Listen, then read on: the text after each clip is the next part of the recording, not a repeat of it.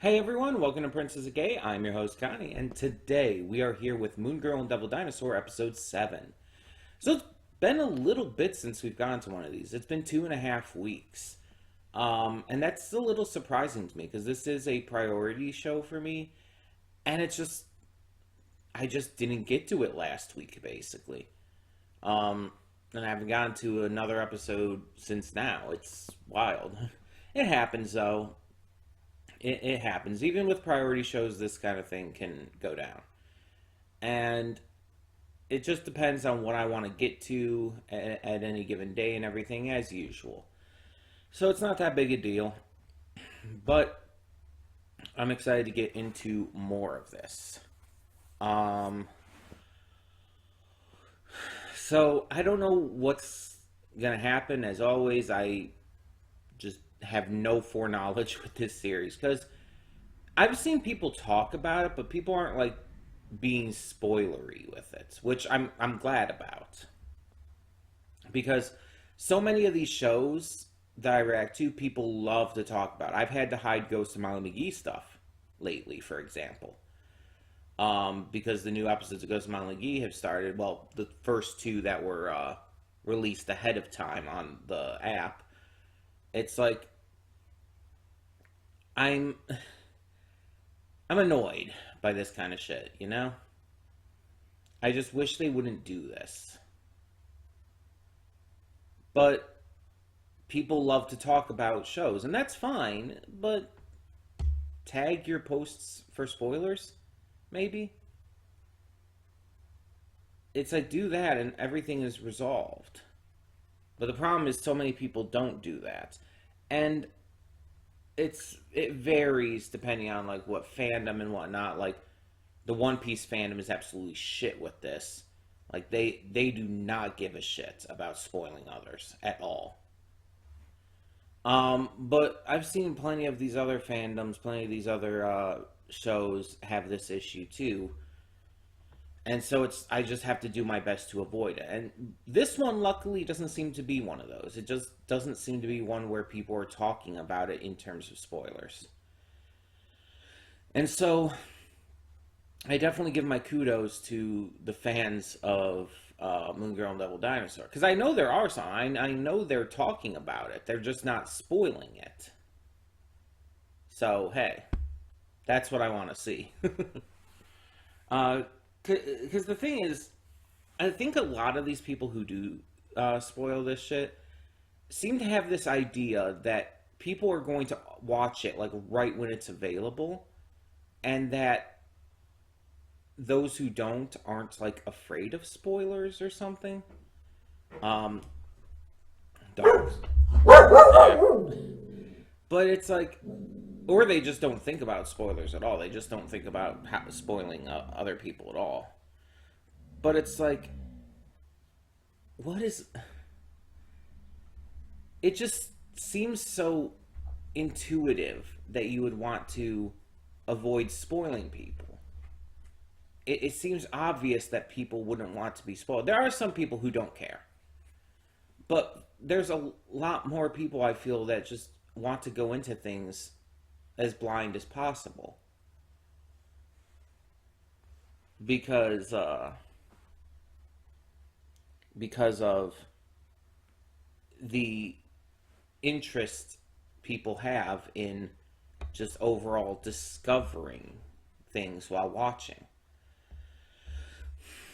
There are a lot of people I know who refuse to watch trailers and stuff just like I usually do. Although there are some people who take it even further than I do. Because there's some things I will watch trailers to that I don't mind getting a little hint at. But there's some stuff I won't because I know it's going to spoil too much. And I know some people who won't watch anything, who will actively avoid every little bit of stuff ahead of the release. I've seen people who haven't seen the live action One Piece trailer because they don't want to be spoiled. And I'm talking about people who have seen One Piece, like the anime, but they don't want to be spoiled on the live action, because they think there is probably going to be new stuff, and at the same time don't want to be spoiled on what it's going to be like until it actually comes out. And that's fair, and I respect that. Even if that goes beyond where I would go to, I still respect that. And I know not to spoil people like that. Usually, I I won't talk about a new episode or a show or something until some time has passed. Usually about 48 hours. Um, that's usually a good buffer what that a lot of people use, especially for like really big popular shows. Um, and I fully admit, like if people do that for me, I'm fine with that too. Like after 48 hours or something, it's like, okay, fair game.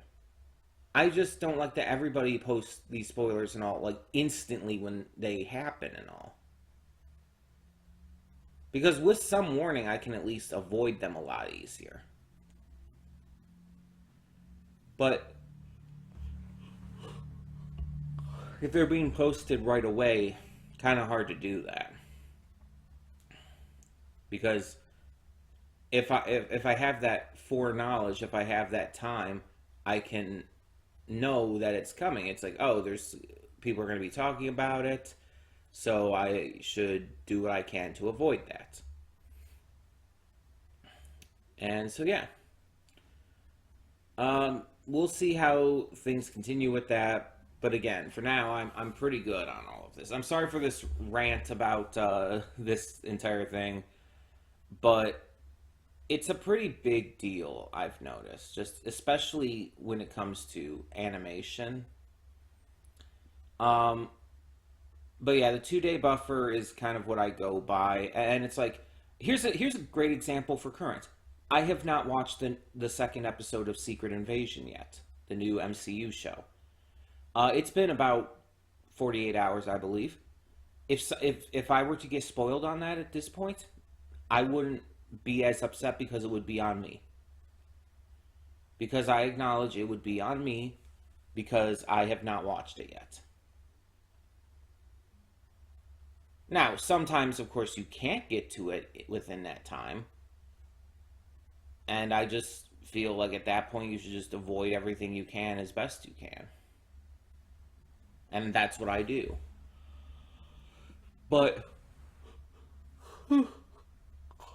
for this example, it's like I just haven't watched it. It's not that I couldn't have, I just haven't. So it's definitely on me.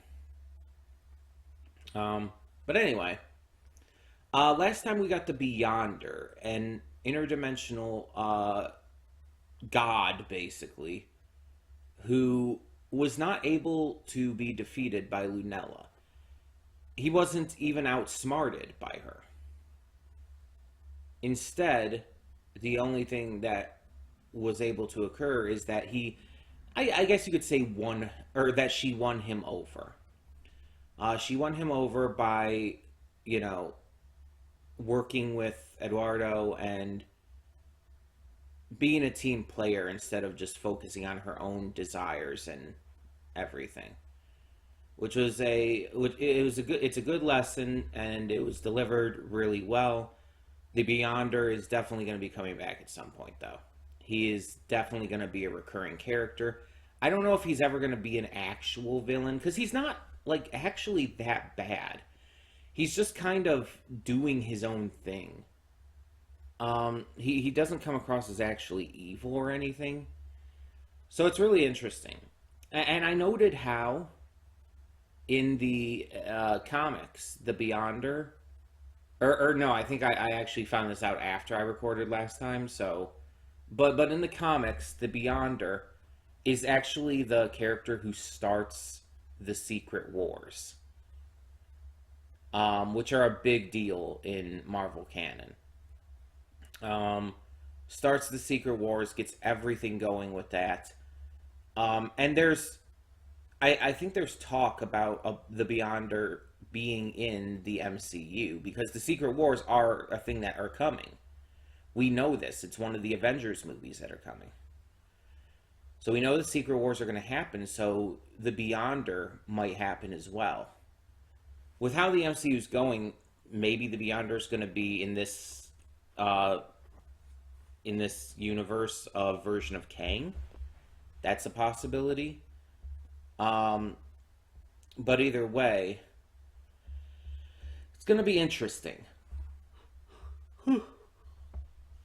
It's going to be interesting to see the differences between two different versions of this character. Um, but I guess we just continue on and see what happens next. Eduardo has definitely taken a big step up as a character. And hopefully we get more characters like that. Like, I feel like we do need some more. Like, the characters we have are great. Lunella and her family. We have Casey. We do now have Eduardo. We have Devil. And it's like, I like the characters we have, but we do need more. Like, and I'm not talking about super powered characters, like villains and whatnot. I'm just talking about regular, like, human characters who make up Lunella's world through her school or her neighborhood or whatnot. We've got some minor ones here and there, like the bodega guy, whose name I can't remember. But yeah, it's like I want more of that. Just normal, everyday people that Lunella interacts with. That's my big wish for this series. That we get to build more on the neighborhood and the community she lives in, because I feel like that's really gonna make this series even greater if we continue to do that. It's already had some great community stuff, like even just in the first episode, but I want more, you know? Because we get all the cool superhero action, we get all the cool villains and everything. I just want more of the normal stuff too. But we'll see how that goes. We'll see what this series does for that. Um, so yeah, I'm excited. Let's just get into it. When the screen fades to black, pause this redirect and go to the description below. Follow the link to the reaction, and after you watch it, come back here to the redirect and resume play. Because after it fades black, then fades back in, everything from that point forward will be my afterthoughts and will contain spoilers to the episode. So, that being said, thank you so much for tuning in, and I will see you at the reaction. And we are back, and we'll begin with spoilers in 3, 2, 1, now. So I looked up all of the VAs, because I wanted to, like, just, of the cool kids, I guess you could call them. I wanted to see, like, who they were and what they might have been in and all. So Brooklyn, let's start with her. She's our kind of captain of the cool kids and of the volleyball team. Indaya Moore. Indaya Moore is a trans non-binary actress or actor. So yeah, it's good to see that representation, and it does make me think Brooklyn may be trans. Like, she goes by she, her pronouns, unlike Indaya, who goes by they, them. But I do kind of wonder now. She had the trans sticker on her water bottle earlier in the season and everything. Probably still does, mind you. But yeah, it's like, it's got to be the case, right? I couldn't find much for Ramon Hamilton, who's TJ. Ian Alexander, who is Ty, was also Lev in The Last of Us Part 2. So that's pretty fun. They use they, them pronouns as well, as does the character of Ty. So I couldn't really find much on Tajane Turner, who is Jerry. But Fauzia's actress, May, again, I'm going to mispronounce his name, I'm sure. I apologize. May Kalamali was Layla in Marvel's Moon Knight. One of the main characters of that series, of the MCU's Moon Knight series. Layla Al Faouli. The actress herself is Egyptian Palestinian. And yeah, it's like that's pretty awesome. It's just like the representation of this show is fantastic. And I love how like the character introductions in this were done with showing the pronouns and everything, as well as their position within the volleyball team. Um, I think that's really just cool, just in general. Now, let me talk about this because this was a body swap episode. And a lot of you might know I don't like body swap episodes or movies or whatnot, just in general. There are exceptions, but for the most part, I don't like them because they're all pretty much the same. And that's why I think this is one of the best body swap examples, period. Because it's not the same as everything else. It is probably the most unique one I've seen. Because most body swaps are always about uh, taking a step in someone else's shoes, basically, about seeing things from their perspective and gaining a better understanding and respect for them because of that. It's all the same thing. It's been done to death. Even Owl House did this. And that's also my least favorite episode of Owl House. So, there you go. But this did it completely differently because it wasn't about that at all. Like Devil and Lunella did not need to see things from each other's perspectives. They did in the episode, but they didn't need to. It wasn't something that they needed to go through. Instead, it was basically just an experiment gone wrong, and they kept switching back and forth, just causing like fun, stupid chaos. It wasn't even about learning a lesson. Like, because the lesson that was delivered in this episode, it had nothing to do with the body swap situation. And the excuse me. And the body swap situation didn't actually help with the lesson specifically. Like the body swap could have been taken out completely and replaced with something else. The lesson would have been still like perfectly delivered, I'm sure. This could easily have been done without body swap. That's the thing. And most body swap stories, it's kind of what is needed in order to see things through each other's perspective, because the characters are usually either too dumb to do so otherwise or just too inobservant. They have to basically be dumbed down in order for that to work a lot of times. Don't know what that was about. That was random. But in this case, it's really hard to dumb down Lunella because of how smart she is. It just wouldn't feel natural. And on top of that, even if you did, it's like mostly it just comes across as like the teenage naivety and, you know, hormonal imbalances and stuff. The typical teenage shit. All of Lunella's problems here were internal. They were literally all in her mind, and it had nothing to do with how she and another character saw each other. It was all self-confidence. She had self-confidence issues due to past problems with having sleepovers, as well as just not feeling like she fits in because of her interests and over-reliance on science. When in reality, it's like she actually fits in extremely well with this group of friends because of that stuff.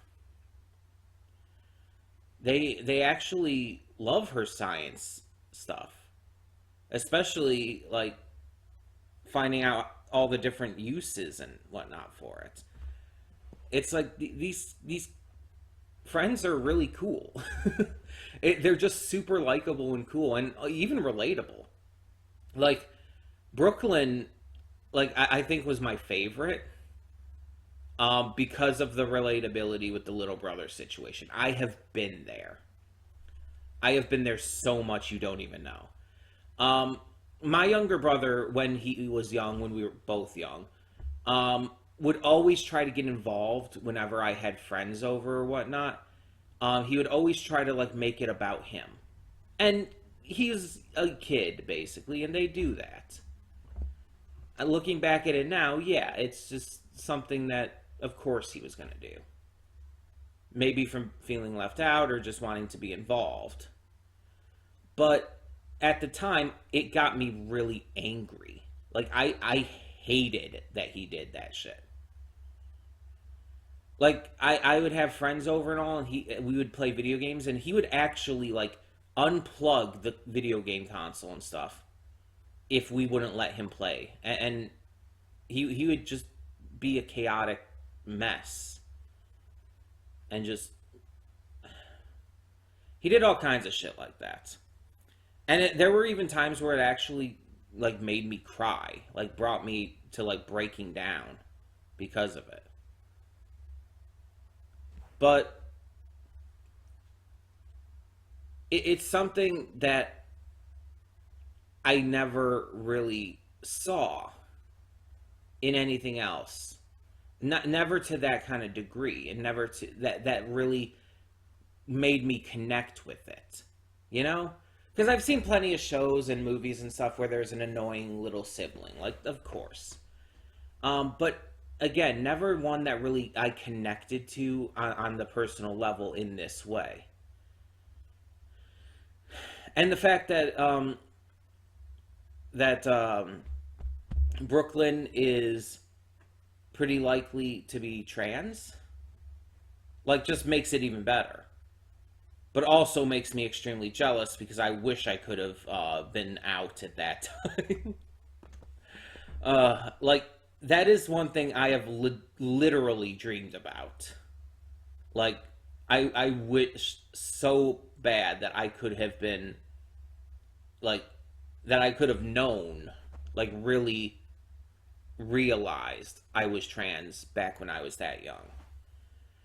It would have done a lot for me, believe me. Because I was extremely self-conscious about a lot of my interests and stuff when I was young.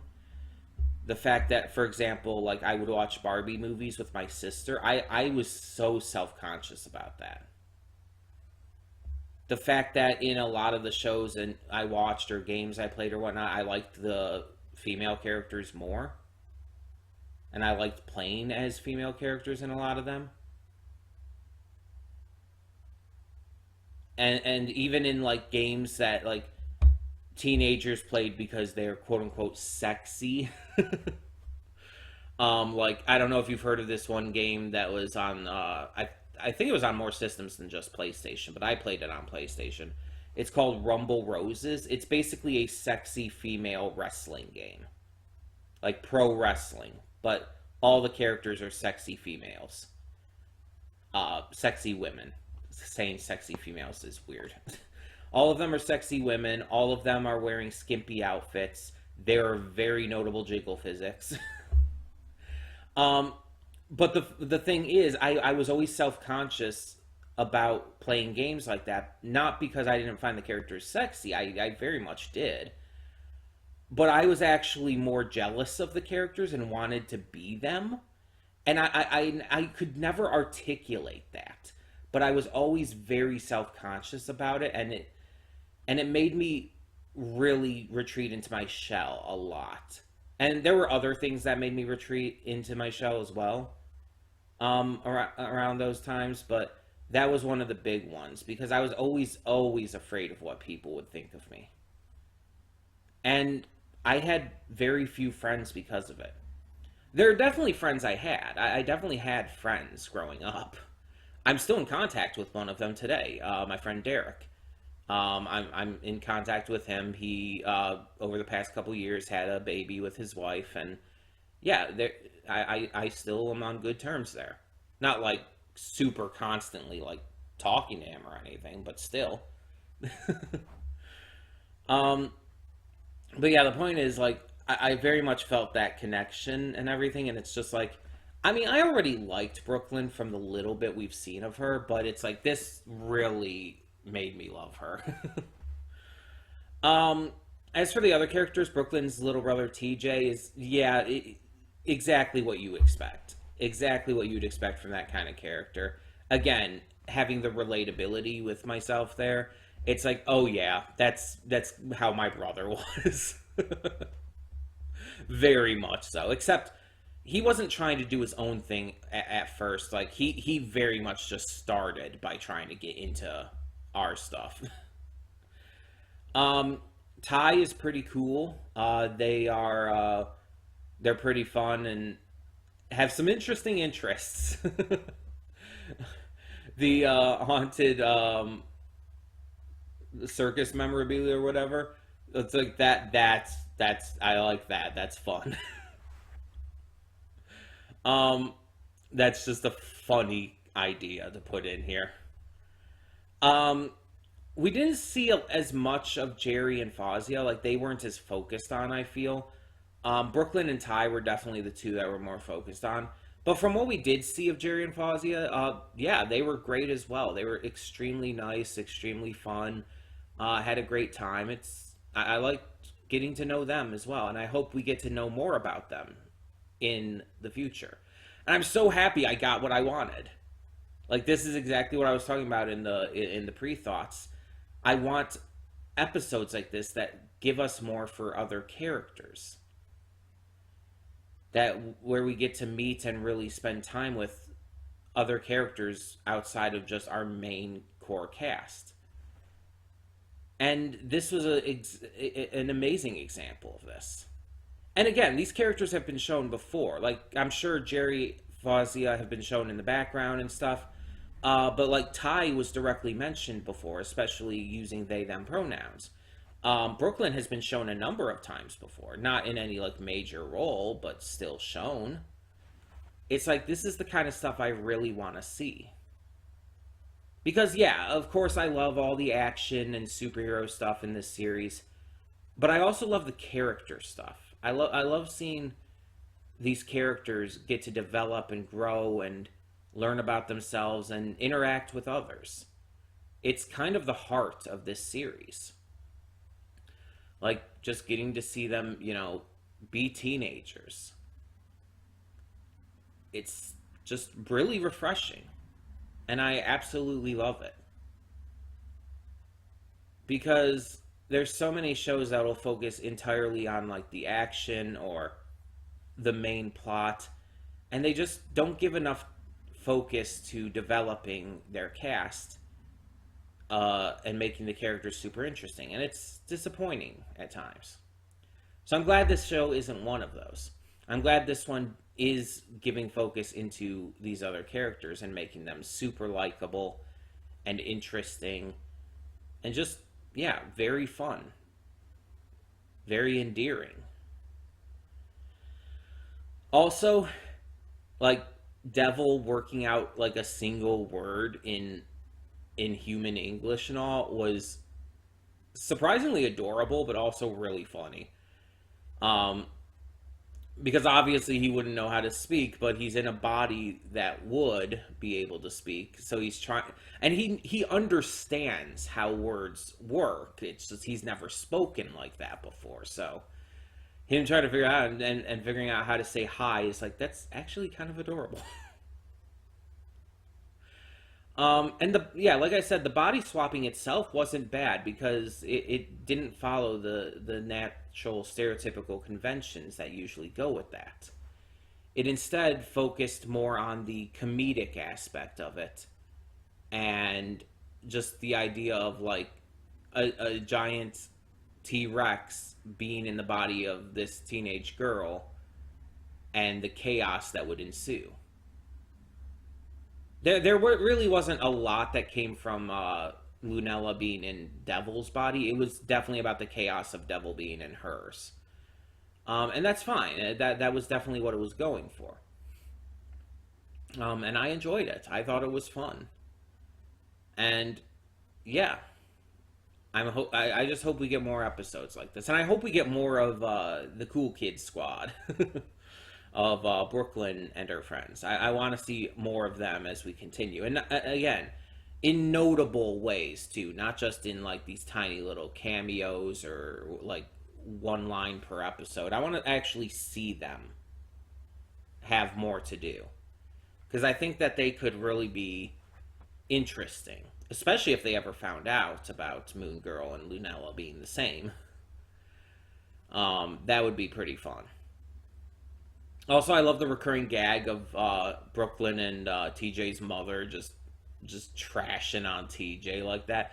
That was really funny, especially after like he complains about Moon Girl and Devil Dinosaur being, it's like she's like, you probably deserved it, and it's like, goddamn, that is just totally hilarious. He got wrecked.